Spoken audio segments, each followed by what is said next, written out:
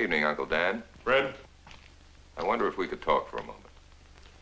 Well, I was planning to get to bed early tonight. This won't take long.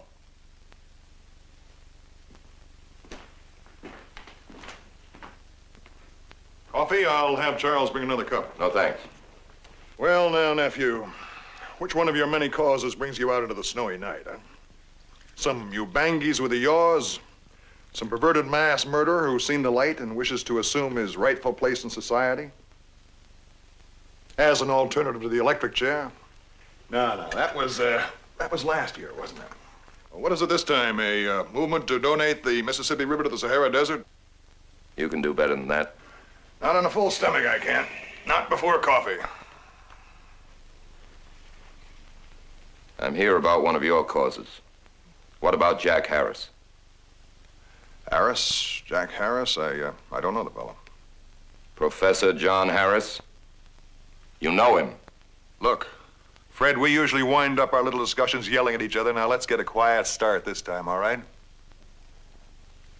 Jack just called me. The University Board of Trustees canceled his credentials for the Cultural Exchange Program. Oh, yes, that Harris. Yes, I heard that decision. It was your decision.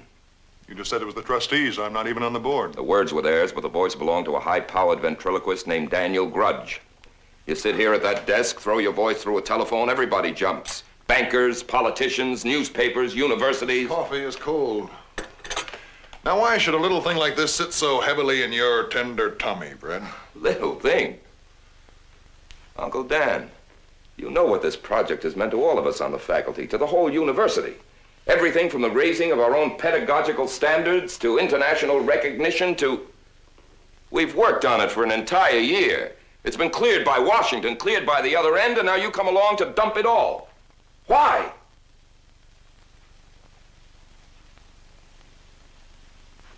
Why should you object if one of our professors spends a year studying and teaching abroad? Yes, abroad. Poland, wasn't it? Your Professor Harris was to spend a year in Poland at the University of Krakow, was it not? Stop asking me questions you know the answers to. You care for a drink? No, thanks.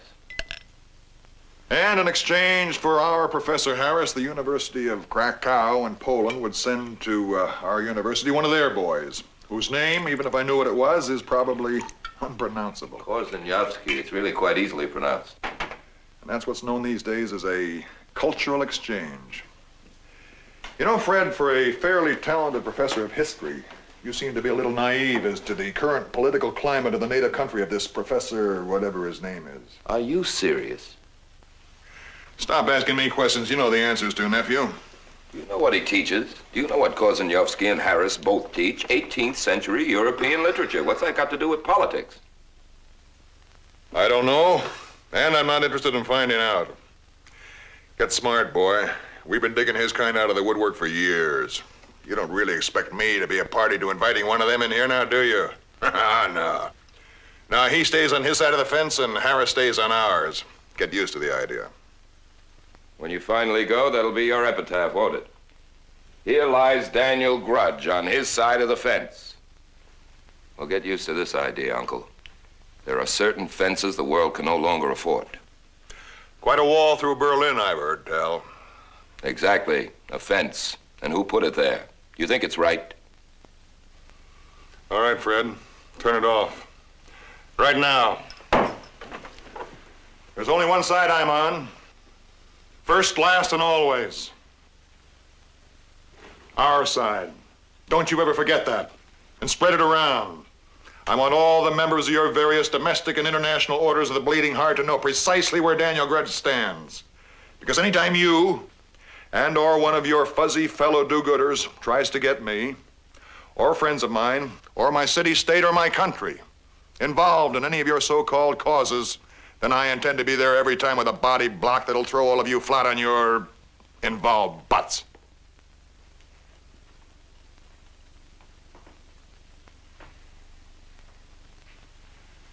Now get out.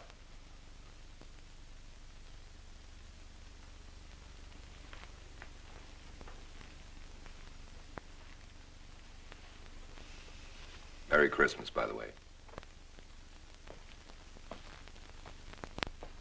Yes, so it is.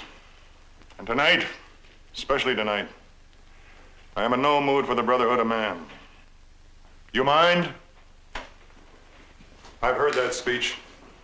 And heard it. Oh, I've had it with you, Fred. With all of you, I've had it. Right up to here. Mind your own business. And let everybody else mind theirs.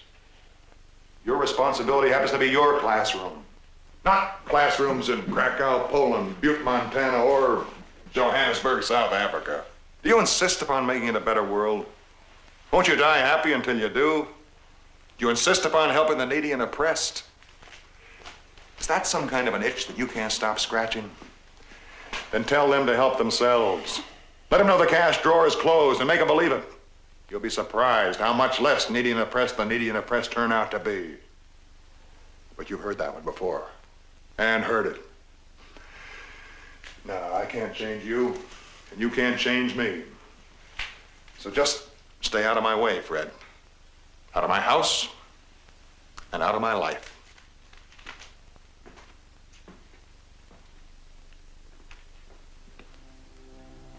Uncle Dan.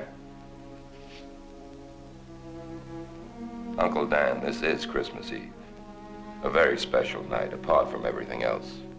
For you and for me. All my life, we've disagreed about most things, you and I. But there's one thing we both had in common. Someone we cared the world about. Your son, my cousin Marley. May I have that drink now?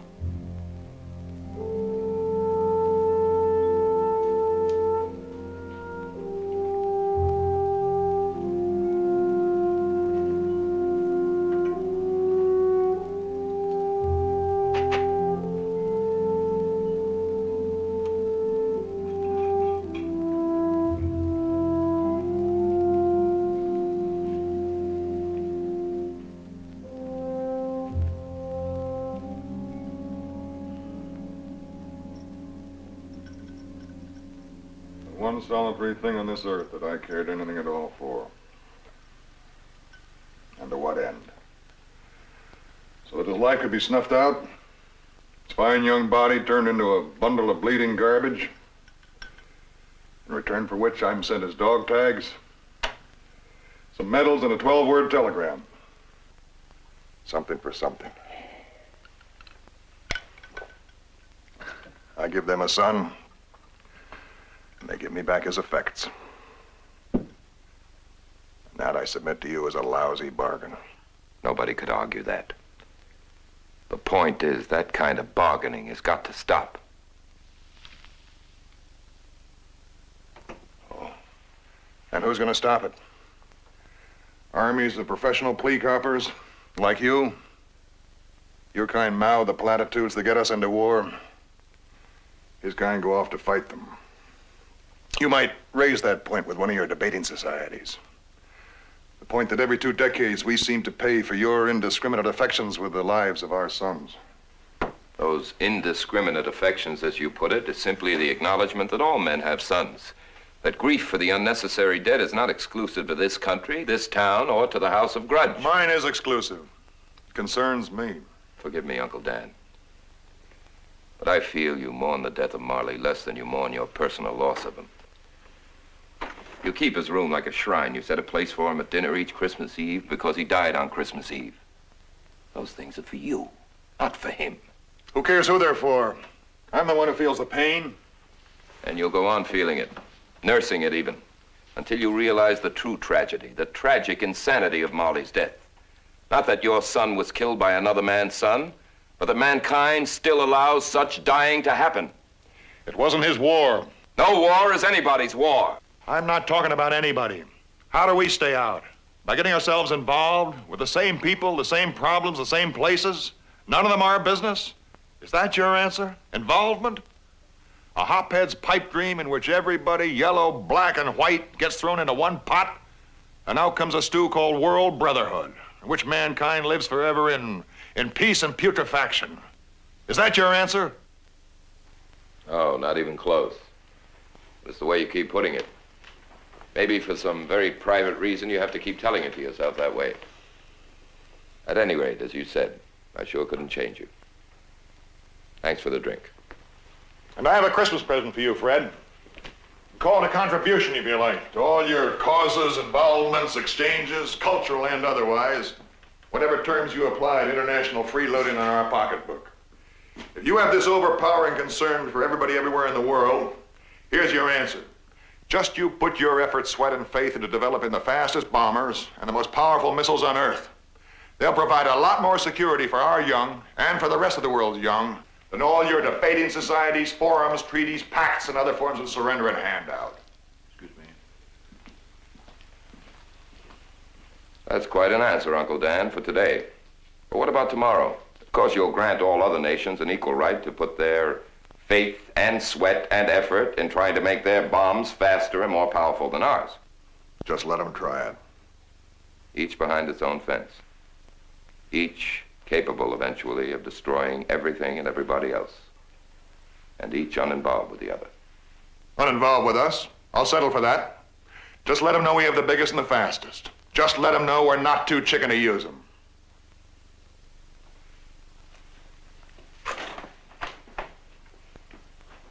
Peace on earth, goodwill to men.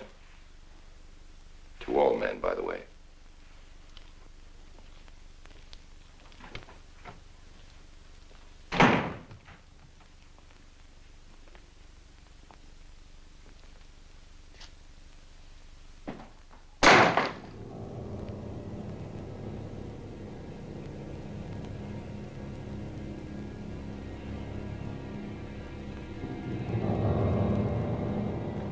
Marley?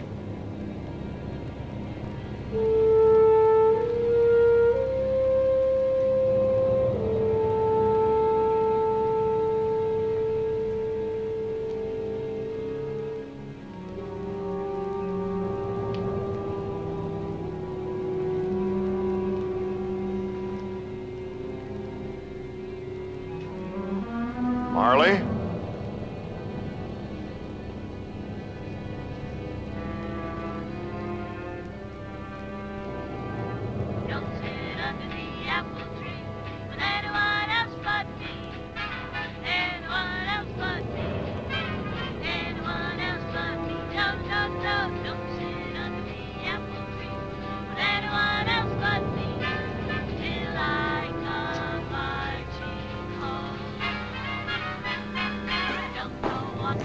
Did you hear anything? I asked you, did you hear anything? Like what, sir? Are you all right, sir?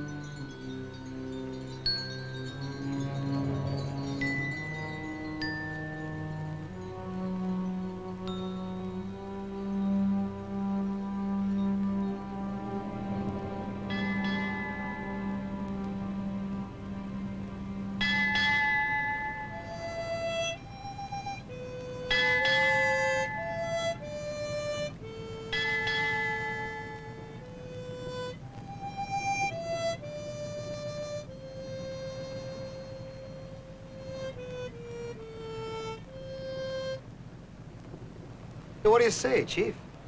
You're Grudge, huh? Daniel Grudge, right? Where, what is this, some kind of, troop transport? Yeah, you might call it that. On its way. From France? One of our stops. Or where else? You name it. Meet the troops. They're dead. Killed in action. Chateau Thierry, Belleau Wood, Le Mans. How are you gonna keep them down on the farm after they've seen Paris? They saw Paris. Very briefly. Lafayette, they were there. Now, you talk like the AEF. What's your name? I'm all the AEFs. Also BEFs, the Poilus, the Huns, the Ruskies, etc. Gallipoli, the Crimea, even Waterloo, if you care to go back that far. You get the picture, Chief? I'm all of them. I'm the one who rallied around the flag. Any flag. All flags. See what I mean? Yeah. Yeah, no names and all names, huh? You know, I haven't heard that one since the radio programs in the 30s. Your name is Joe, Tony, Izzy, Pat, all one and the same. America the melting pot, right? Wrong. I'm not getting across to you, I can see that. Who said only America, sport? I'm the dead, all the dead. We're quite a stew, you'll have to admit. Still, nameless as I am, I've got a terrific title. The Ghost of Christmas Past. How's that hit you? It doesn't. No, I don't look like a ghost, huh?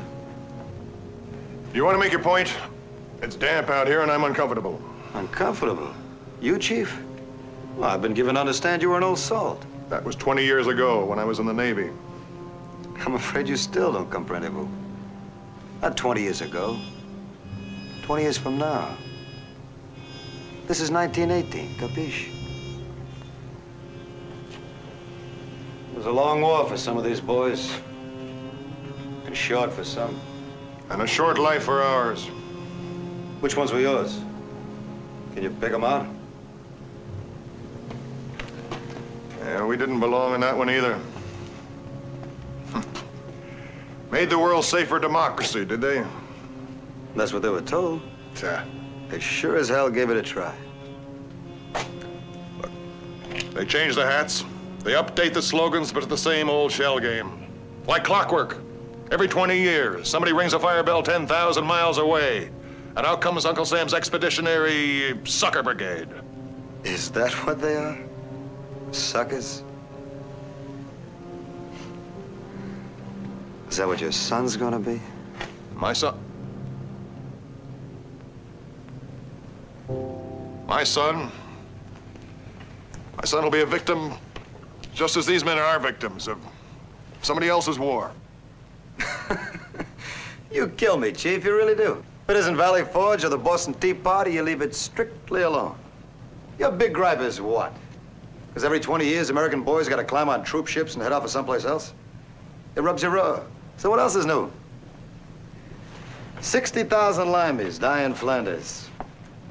100,000 frogs catch it at Verdun. The Germans march through Belgium, and Austria declares war on Japan. But who cares? It's a nice summer. Yeah, Boston's going to win the World Series. So we'll rock on the front porch and swat flies. Do I, translate you right, Chief? Better than American blood. Infinitely better than American blood. Amen, I grant you. If it were possible. But it ain't possible. War is also a contagious disease, Mr. G. And until we can stamp it out... Nobody ever found a way to do that. Right. But is that any reason to stop trying?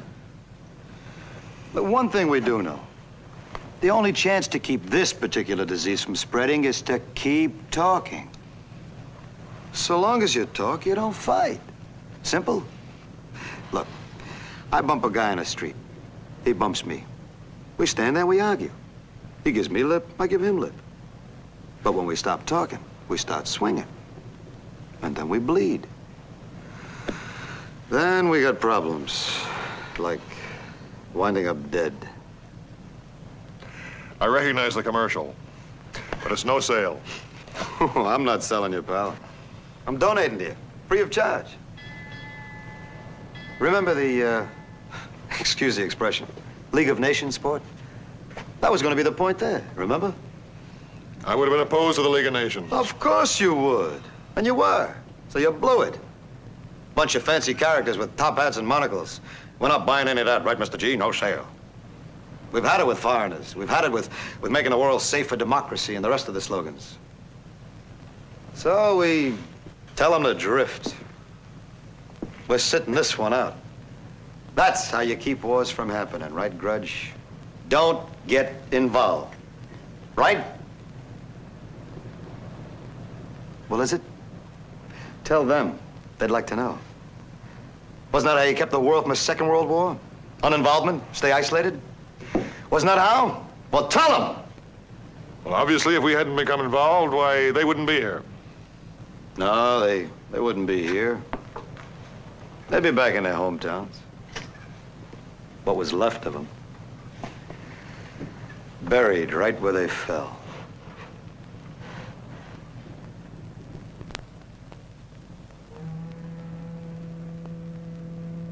Another ship? Also on her way.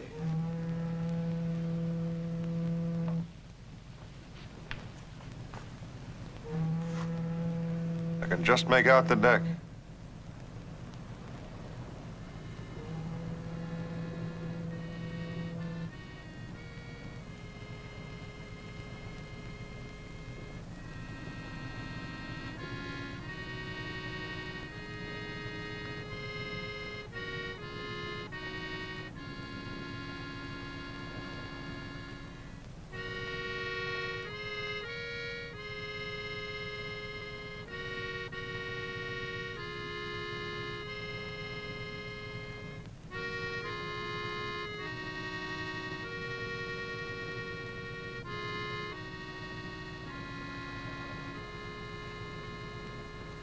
Those are American soldiers from my war.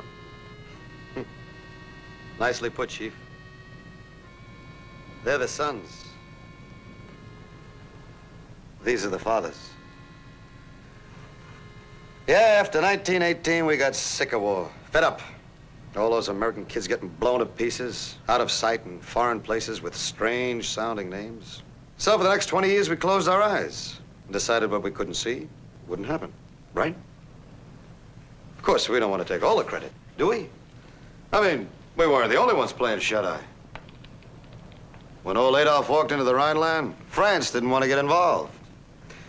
Italy pulled down the window shade when Hitler took Austria. England wasn't about to involve herself when Czechoslovakia went under. And Russia kept the phone off the hook while Poland was destroyed. And before you knew it, everybody was singing, "Don't rock the boat," while it sank slowly to the bottom. So they died at other places, on other dates. Don't you tell me you're not selling anything. You listen to me. Nobody, mortal man or dressed up ghost, can convince me that every time there's a war, we have to step in and finish it. Now you listen to this. The next one, we don't bring up the bucket. We stay home. We stay on our side of the fence. Talk about your old-time radio shows. Seems to me I heard that one before, too. Hey, you want to know something, pal? That ocean you call a fence keeps nothing out anymore. Except fish. It's a lousy stream of water now. It's about as wide as a ditch. Well, a couple of supersonic bombers can spit over it. And ICBM will leave it behind. You don't want to get involved. Sport, you got a job ahead of you. You really got a job. You got to disinvent the airplane, and the missile, and the submarine, and a little old thing called the bomb. It. See what I mean? You don't want to get involved, you got to give back the 20th century, if you can find a chump to take it. But isolation? I got news. I went out with gaslight and 50-cent steaks. It's for the dinosaurs, isolation. And closing your eyes, that's for sleeping. Also, at certain times, it leads to dying. Convoy. Hundreds of ships. Thousands of ships. Loaded with boxes, Chief. China, Ethiopia, Spain, Latvia, Hungary. Underclad wars, police actions, some minor league insurrections. All the way back, Chief. All the way back as far as anyone can remember. And still farther. But it all boils down to somebody stopped talking. So they fought. So they bled. So they died.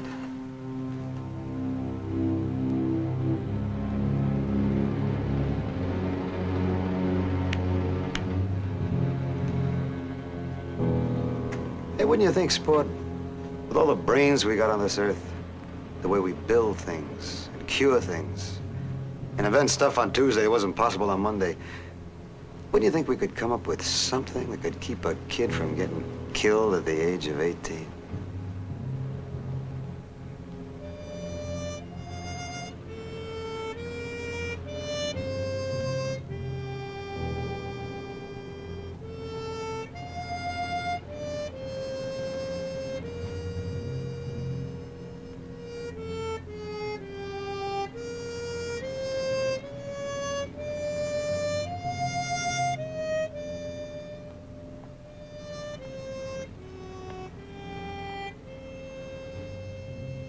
Ghost?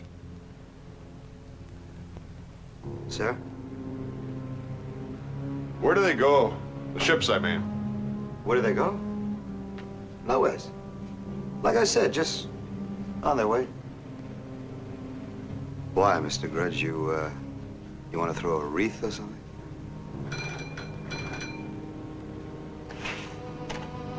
We've reached your port, Mr. Grudge. This is where we get off.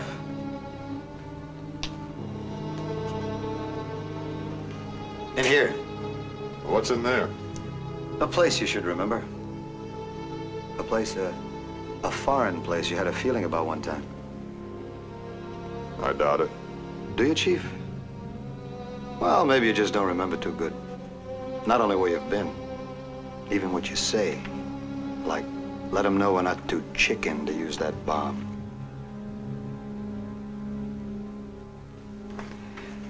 They already know that, Mr. Grudge.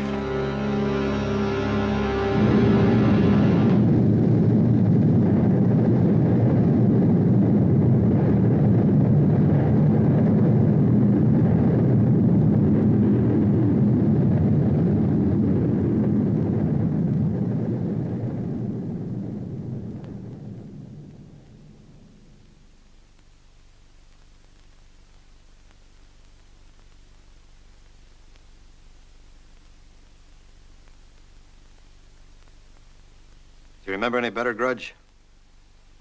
Hiroshima, right? Hiroshima.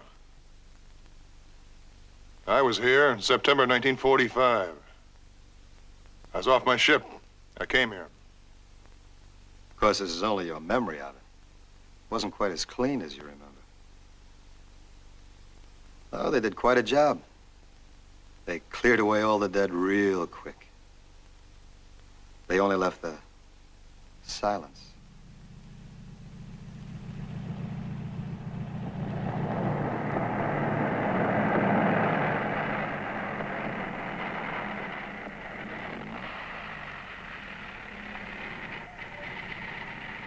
You recognize the officer, Chief?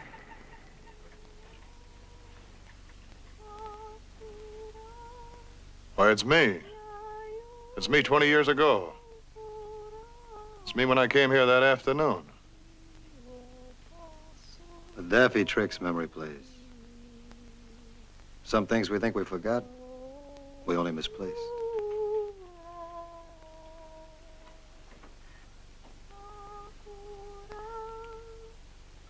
Would you like to get out here, sir?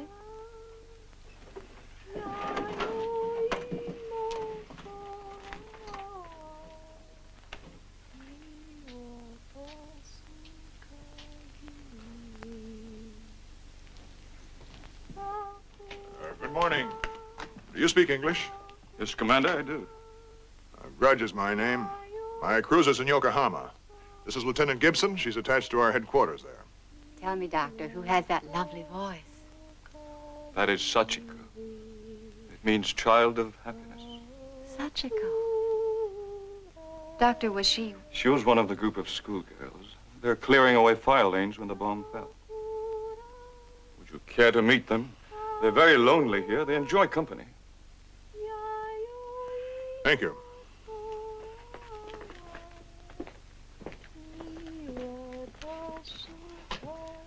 I must tell you that when the plane flew overhead, these children looked up at the sky.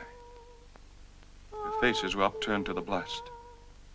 They suffered what we call flash burns. It is a term we use to describe instantaneous thermal radiation. How badly were they burned? They have no more faces, Commander.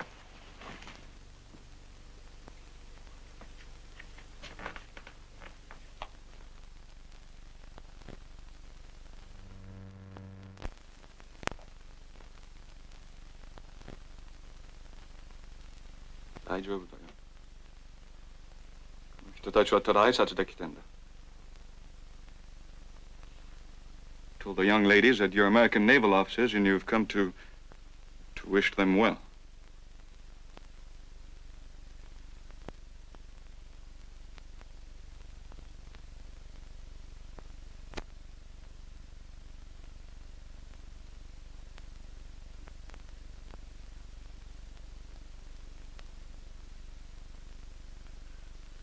Doctor, I know it's not much consolation, but at least we can hope that their children will... Children, Commander? These girls?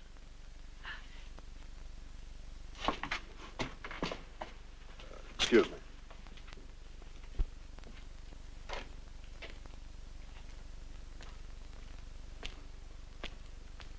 Lieutenant? Sir, Never seen a burn case before?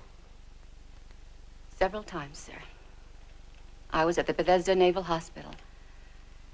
I was there after Coral Sea, after Midway, after Samar. I saw a lot of burn cases. And when you saw them, did you run? The burn cases I saw were American sailors, Commander. They had been fighting an enemy. They weren't school children. The distinction is most subtle, sir. I'll give you that. But by God, there is a difference. What about the kids at Pearl Harbor who looked up toward the sky? Or Malayan kids? Or Chinese kids? Sympathize all you want, Lieutenant, but keep your perspective. The President of the United States found it necessary to drop that bomb because there would have been 500,000 American casualties and a couple of million Japanese dead had he not dropped it. Harsh as it may sound, in my book, that makes simple arithmetic. Commander, I wouldn't debate military planning with you. I'm just suggesting that we are standing in the middle of what was once a city. For on one given morning, 100,000 people were killed. People, Commander. That's almost as many deaths as the Confederates had in 4 years of Civil War. Quite apart from anything else, sir. Doesn't that suggest to you that from this second on, if the world ever decided to go to war again, it could kill itself off in a couple of afternoons? Doesn't it suggest, sir, that maybe war is obsolete now? Just do me one favor, would you please, Commander? Don't call it arithmetic anymore.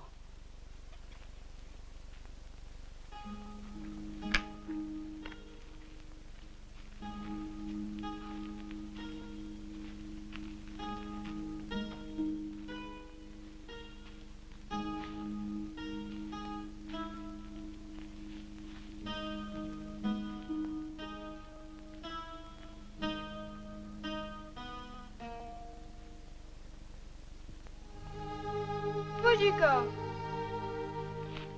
Toshiko! The school. Toshiko and Fujiko were his sisters. That's where they were that morning.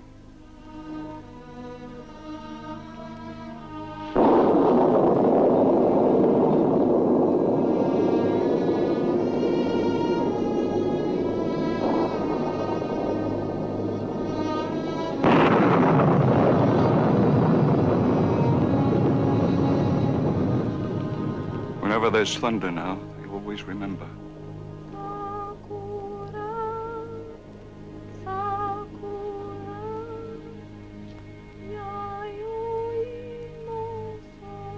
Dear God.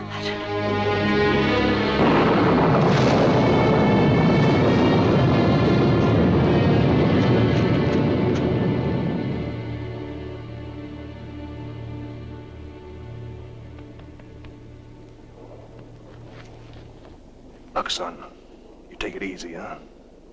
Everything's gonna be all right. You understand me? Huh? It's just a little thunder. Come on, give me a smile. Come on, a little more. Yeah, attaboy.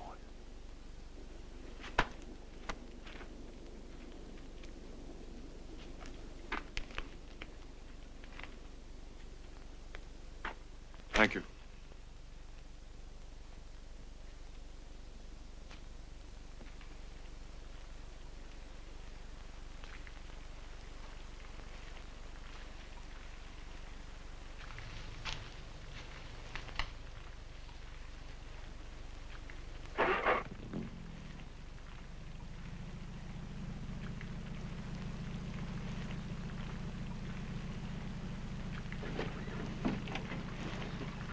If thine enemy be hungry, give him bread to eat. If he be thirsty, give him water to drink. Your enemy thanks you, Commander.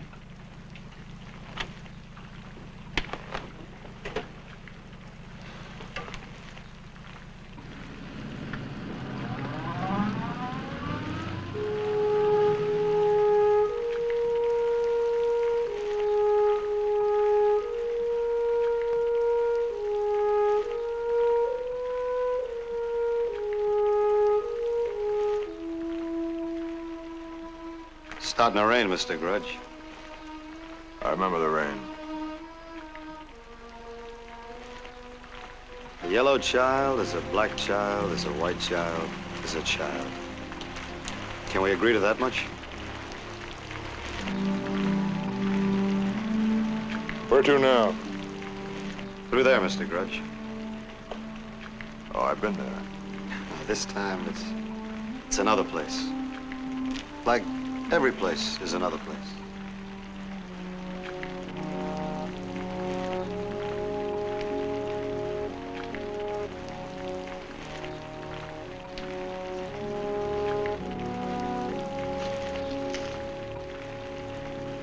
Are you coming with me?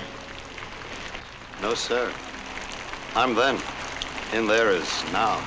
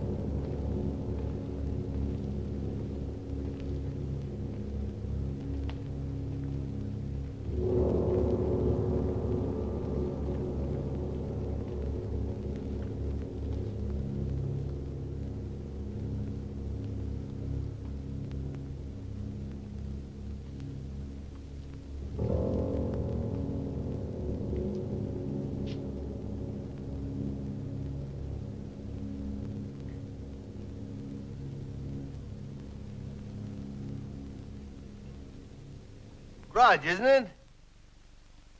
Daniel Grudge. Join me in a snack, won't you? Potluck, I'm afraid. This table, my chandelier. You have an eye for possessions. Glad to see it. Little turkey, Mr. Grudge? Drumstick? Wing? Baked ham, perhaps? Candied yams? Suckling pig? I find myself overeating at Christmas. Thanksgiving, too, a tradition of overeating, as it were. You don't make sense to me. My apologies, Mr. Grudge. I thought you knew. I'm the ghost of Christmas present. Representing what? Gluttony?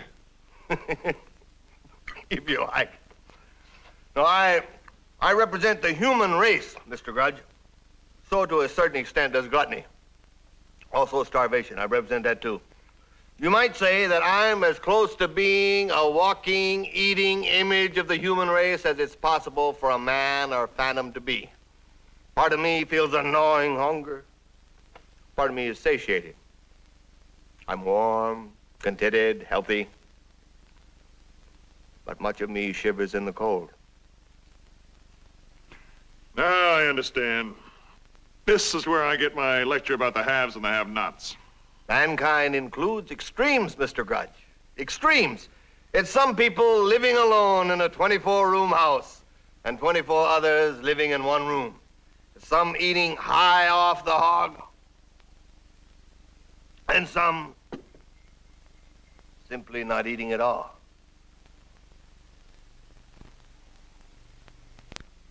Not at all.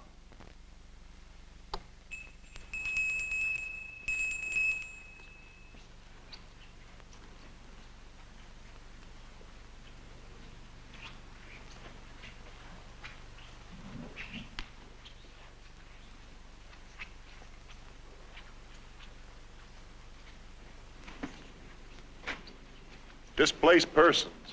Today, more than 20 years after... Quite a few of them. Still around. The barbed wire set. How can you eat like this when you know that they're right there staring at you? Why not? Well, that takes a special breed to stuff himself in front of You starting. hit the point there, old boy. You really did. Well, it takes a special breed indeed. But you see, I don't happen to be a breed, Mr. Grudge. I'm a ghost. I don't have a heart. I don't have a soul. No nerve endings, no brain center. I'm just a reflection. But then I've already told you that. Shall I now tell you how many times you've stuffed yourself while 2/3 of the world starved in a cage? Yeah. Throw 'em a bone. Don't you talk to me like that. I have feelings. Nothing on this earth could force me to eat while starving people watch me. Watching makes all the difference, what? You never saw them while tearing into your mashed potatoes. They weren't actually there when you buttered your bread. There. Better, Mr. Grudge? Appetite back? Do. Sit down. You're gonna have to explain the logic of man to me, Mr. Grudge. For example, tell me how you come about your selective morality. This ease with which you strip off your conscience like an overcoat and let your satisfied belch drown out the hunger cries that fill the air around you. How do you create this exact science whereby you disinvolve yourself from all the anguish of the world that doesn't happen to be in your direct line of vision? Well, it doesn't take a special breed of man at all, Mr. Grudge. That is man in his normal condition. No, man isn't cruel. I don't think I'm cruel. But we can't, at least I can't, spend my time grieving because part of the world is rich and part of it is poor. Because part of it has and part of it has not. But when we actually see human beings in want, we react, we respond.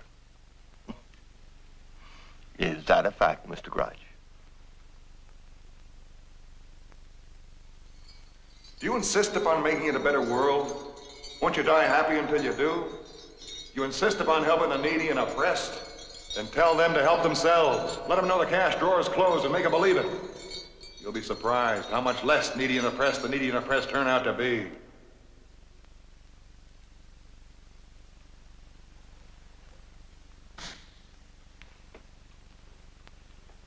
I could need another bite. They make the portions much too big these days.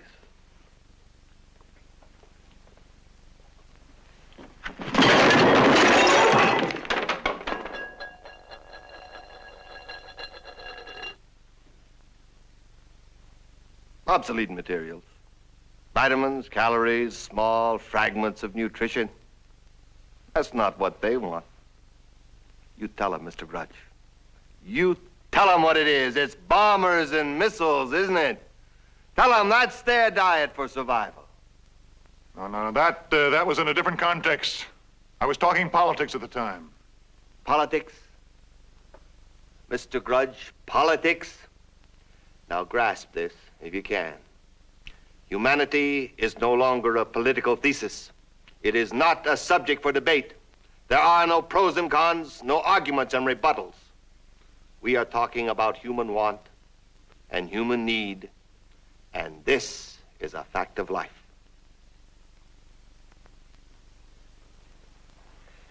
And as to your involvement, Mr. Grudge, you are involved, sir, as of the date of your birth. You are all mankind, because you are a part of mankind, a willy-nilly, as it were.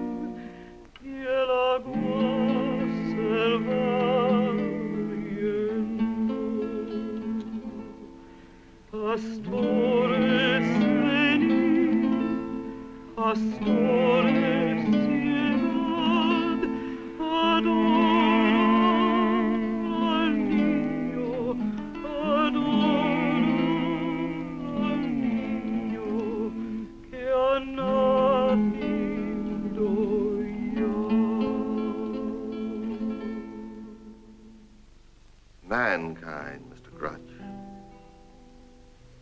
In there,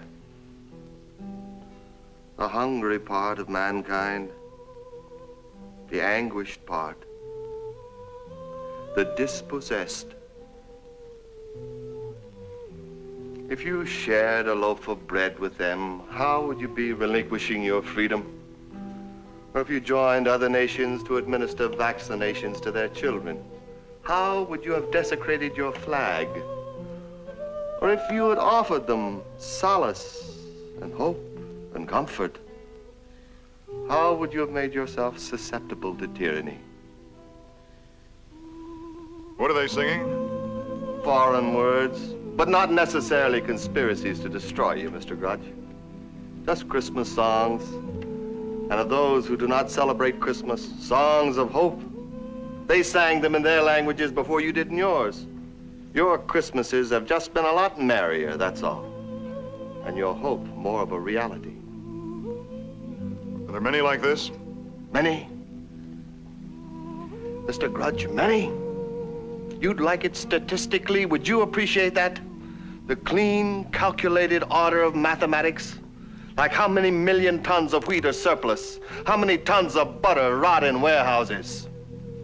Well, here it is, Mr. Grudge, arithmetic. The mathematics of now, right now, this Christmas. But don't take your eyes off these faces. Keep relating. On this earth, Mr. Grudge, there are 10 million displaced persons. They are without homes, without property. They own nothing. They are stripped of rights, stripped of nationality, barbed wire nomads whose crime was that they lived in a world that went to war. But don't take your eyes off of them. Keep relating, Mr. Grudge. On this earth, 13 million human beings have tuberculosis. There are 10 million blind. There are 130 million cases of malaria. Today, the present, now on the clock and now on the calendar. 2/3 of the world, Mr. Grudge, go to bed hungry. 1/2 of the Earth's population, that's 3 million people actually suffer from hunger, from lack of food. Of these, Mr. Grudge, there are 100 million children. No more now. No more now. No more this moment. When, Mr. Grudge? Tomorrow, Thursday. A week from today, will you think about them? A month from today, will you involve yourself? I don't want to see them. I don't want to look at them. Do, Mr. Grudge, look at them now. Because tomorrow, a week from now, a lot of them won't be around. No more now. I want to get out. I want to go back where I belong. Do you understand? I just want to leave here. Please leave me alone.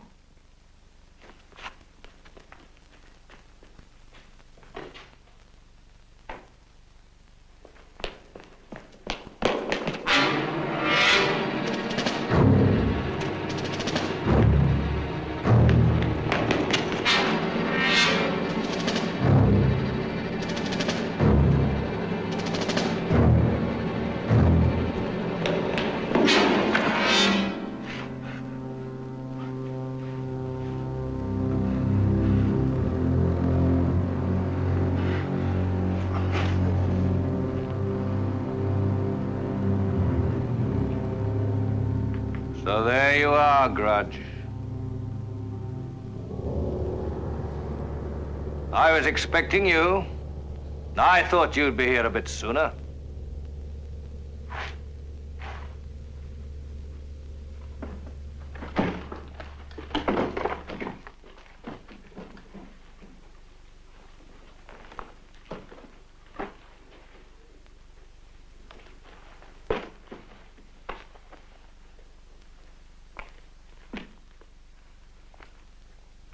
Why, this is the meeting hall in our town. That's what it is. This is our town hall. Why is it this way? You're in the future, Mr. Grudge. The future. The world's future. You've gone on a bit, so to speak. What do you think of the old neighborhood? Our town hall. But what could have done this? What happened here? Time. Time happened here, Mr. Grudge. Attrition, neglect, misuse, a few passing catastrophes. Time. Of little consequence, really. There grew to be less and less need for a meeting place, for a platform for debate. The American Town Hall, you will remember, Mr. Grudge, was a microcosm of all the meeting halls of the world. Places where men could talk it over. It seems we reached a moment in time when talk became superfluous. So now your town hall is past tense. But then again, if you step outside, you will note that most of what you see is past tense, or rather, most of what you don't see. How far in the future am I? It is a Christmas Eve, a night of December the 24th. The year is not important. Calendars are past tense now also. The clock has stopped. Indeed, the clock is stopped. So has electricity. The fact is, there are so few people around, the loss is hardly noticed. Why?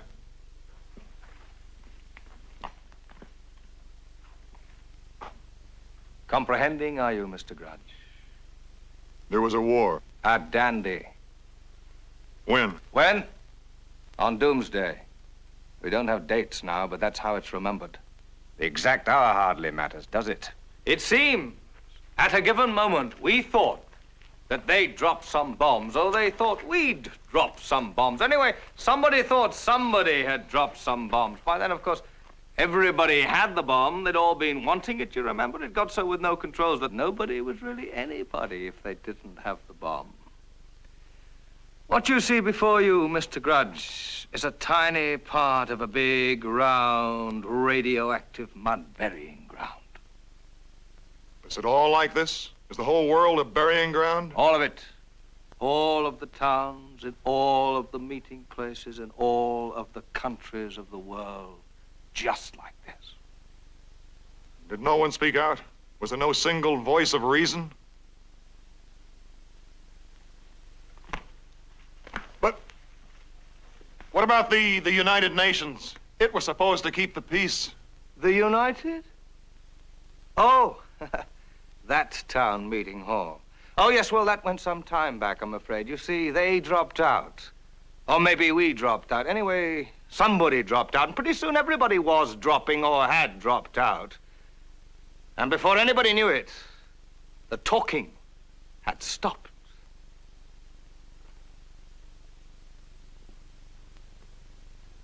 But there were voices, Mr. Grudge. The world didn't lack for sound. Behind each separate fence, each separate wall, came screams of anger, suspicion, and prejudice. And they grew, and they grew. But there were no answers, remember. No discussion. No place for it. And so in the end, the world was filled with the noise of hate. And inevitably... Ah...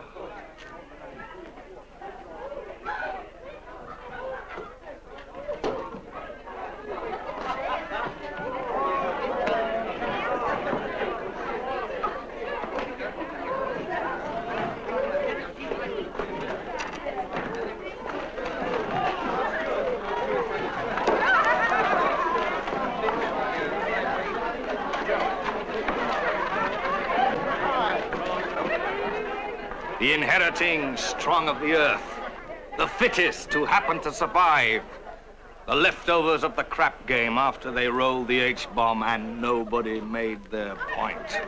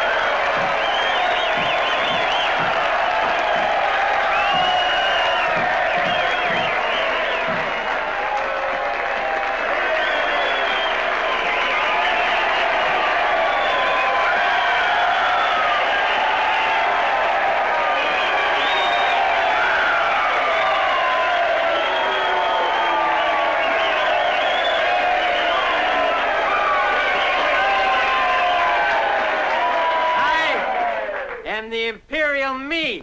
The Imperial Me. And this is the non-government of the Me people.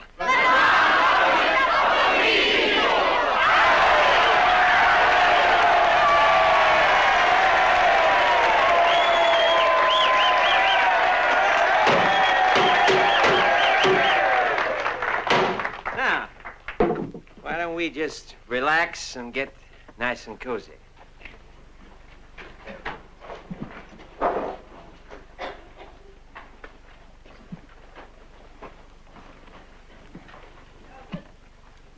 Now, folks, the first item on today's agenda is this business. If the people from down yonder and the people from across river wanted to come in here and talk about what they call our mutual problems, our common differences. Now, they want to talk about our problems. They want to debate about solutions until somehow they get their problems solved. They want to waste our time. They want us to commit ourselves to that kind of surrender.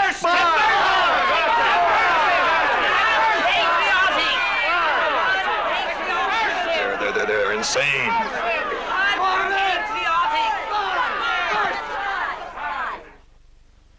Now then,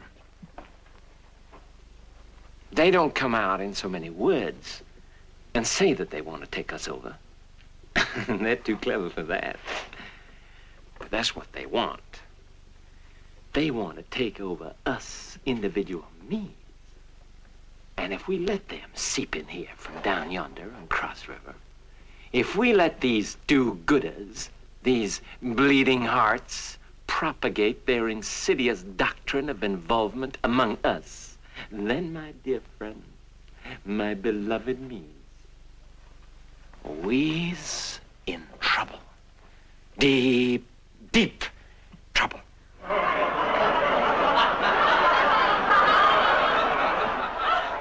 Because we have now reached a pure state of civilization. The world of the ultimate me is finally within our grasp. It's a world where only the strong will exist, where only the powerful will love, where finally the word we will be stamped out and will become I forever. Because we are each the wise. We are each the strong. And we are each the individual me's.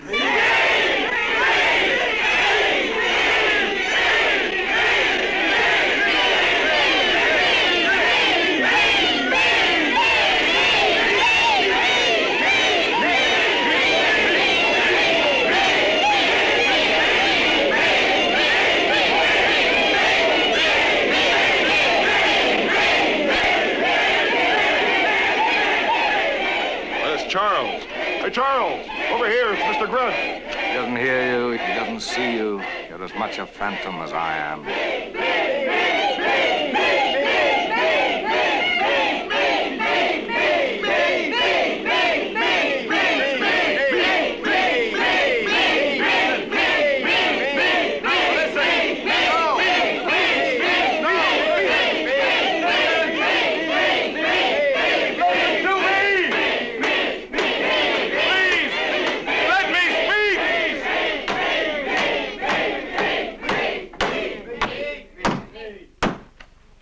Let him speak.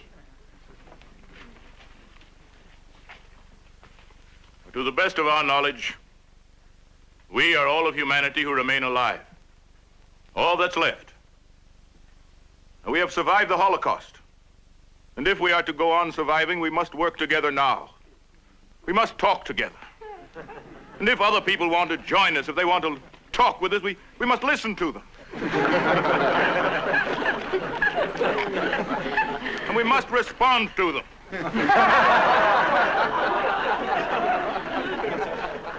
We must begin again.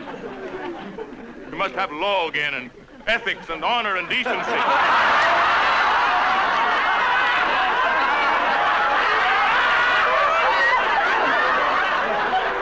These things were not destroyed by the bomb.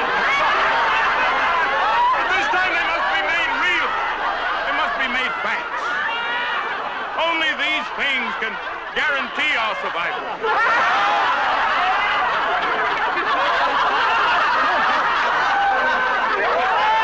The potential goodness of men.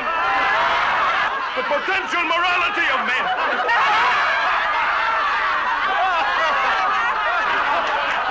The capability. That's it. The capability of human beings to achieve dignity and decency.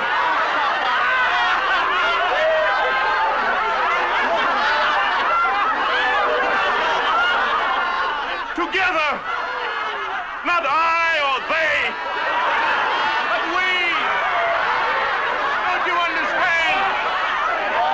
The only alternative to that is nothing. Don't you see that, people? Don't you see?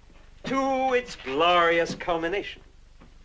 So that the end, with enterprise and determination, the world and everything in it will belong to one individual, me, and that'll be the ultimate, the absolute ultimate.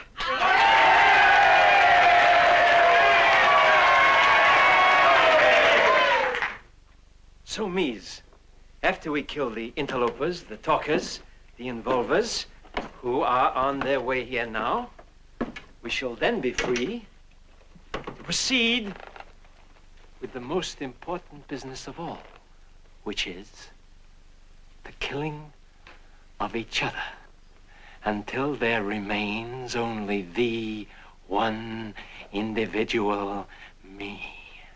Right? Right! One? One! Alone! Alone! Then let's get at it. Each behind his own fence, each behind his own barricade. Follow me, my friends, my loved ones, to the perfect society, the civilization of I!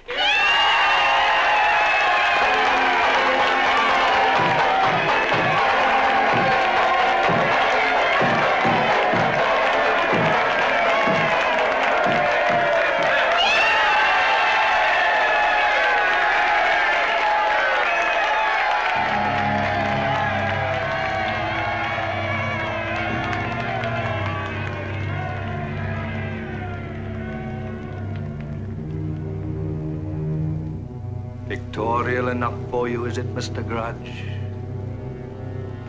Rubble and madness. Rubble and madness. I can't imagine why you're surprised. When the first bomb dropped on Hiroshima, the fate of man could have been predicted by a cut-rate gypsy.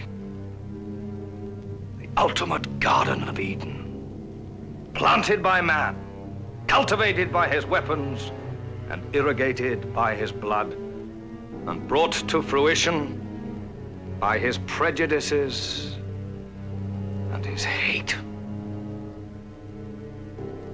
Ghost. Ghost, tell me something. Did I die before all this?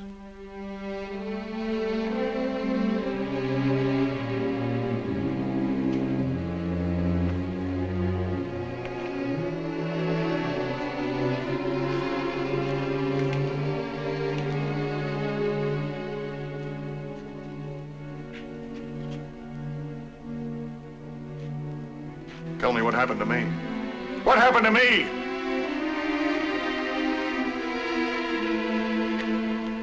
Just answer me one thing. One thing.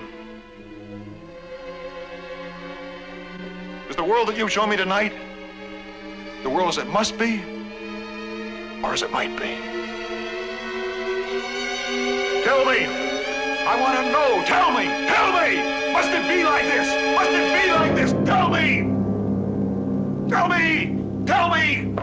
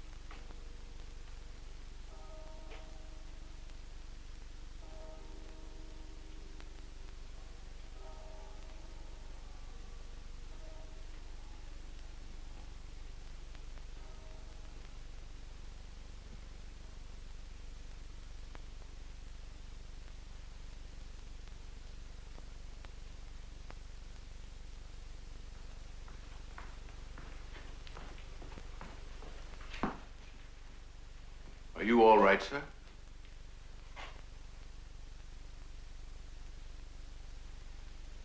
just went up to call you. Your bed hadn't been slept in. Oh, I must have dozed off by the fire in the study. I spent the night down here, Charles. Well, I'll see about your breakfast, sir.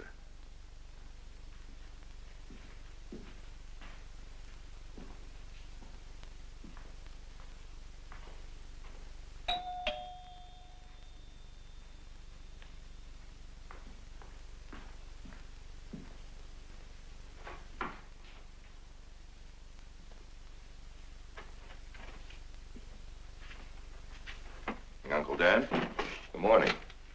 Are you all right? Well, yes, of course I am. Why shouldn't I be? You didn't seem too good at 3 o'clock this morning. I what? When you phoned me. When I phoned you? Oh, yes, I may well have done that. Come in, please. You said on the phone that you wanted me to drop by on my way to church, that you had something to say to me. I just wanted to apologize to you, Fred, for last night. Thank you, Uncle Dan.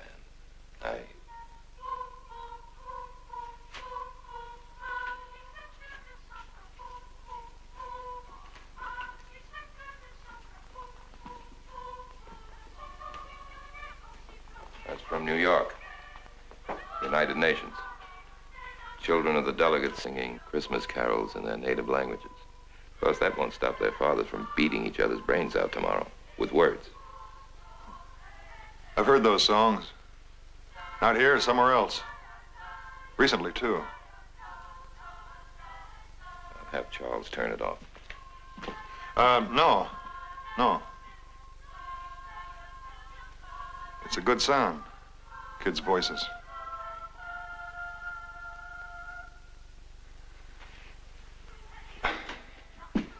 You know, Fred, about this family of nations, I'm not at all sure that it's the final answer. Perhaps it's not the final one. So far, it's the only possible one. Possibility, perhaps. So long as there are children, I suppose there are possibilities. So long as there are children, there have to be possibilities.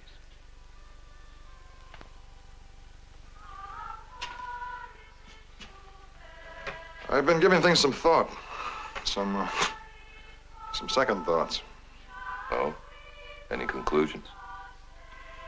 No, maybe an observation or two. For instance? For instance, the old one, banal by now. That no man, as the poet says, is an island.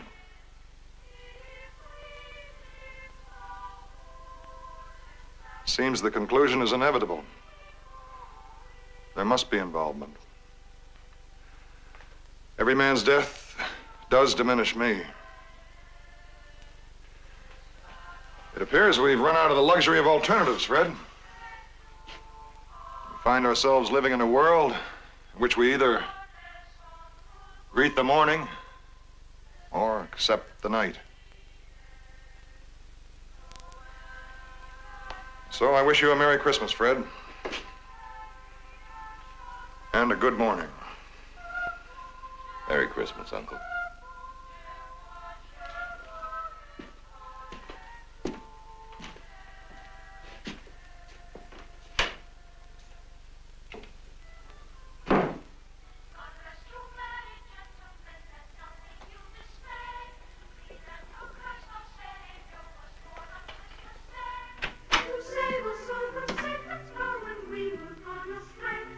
Good morning, Ruby. Good morning, Mr. Grudge.